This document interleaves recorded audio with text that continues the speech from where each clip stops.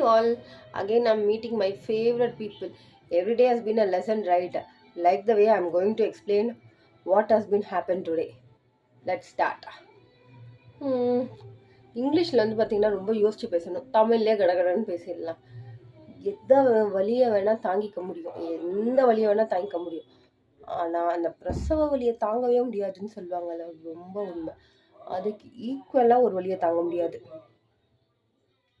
தலைவலியை தாங்கவே முடியலங்க. அதுவும் இந்த கோல்டும் தலைவலியும் சீரியஸாக எவ்வளோ கஷ்டமாக இருக்குது தெரியுமா? தூங்கவும் முடியல. தூங்கினா கூட வந்து பார்த்திங்கன்னா மூச்சு இழுத்துக்கிட்டே இருக்குது.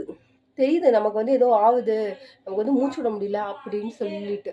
அதுவும் தலைவலிலாம் ரியலாக ரொம்ப வலிக்குதுங்க. ஒருத்தவங்க வந்து தலைவலிக்கெலாம் டேப்லெட் போடுவாங்க, தைலம் தேய்ப்பாங்க. அதெல்லாம் பார்க்கும்போது நமக்கு வந்து ஏன் தலைவலி தானே அப்படின்ற மாதிரிலாம் ஒரு சில பேர் நினைப்பாங்கல்ல, அவங்களுக்கு வந்து அதான் வலி என்னன்றது தெரியும்.